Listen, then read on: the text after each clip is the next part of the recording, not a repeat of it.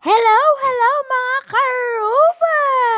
Pinaglilinis iti babalay ta samaron. Etong client ko na ito, sakalang niya ako tatawagan pag talagang marumi na ang kanyang bahay. Okay lang yan mga karuba, dagdag income, diba? Bawal ang tamad at bawal humingi ng pera kung kani-kanino. Charing. Andito na tayo. Ito ang bahay niya. Mag-isa lang siya at meron siyang isang aso. Ito ang pinaka-exciting the moment na gustong-gusto ko maglinis ng CR. Ano pang ginagawa nyo? Linis na para magkapera tayo.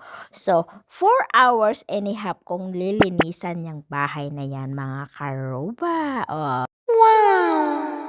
So easing linisin, nagutom ang karoba nyo. Kakain muna ako bago uuwi.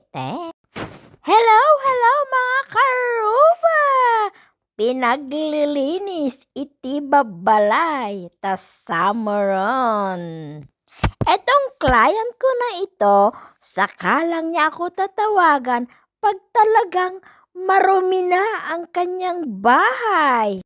Okay lang yan mga karuba, dagdag income, diba? Bawal ang tamad at bawal humingi ng pera kung kani-kanino. Charing.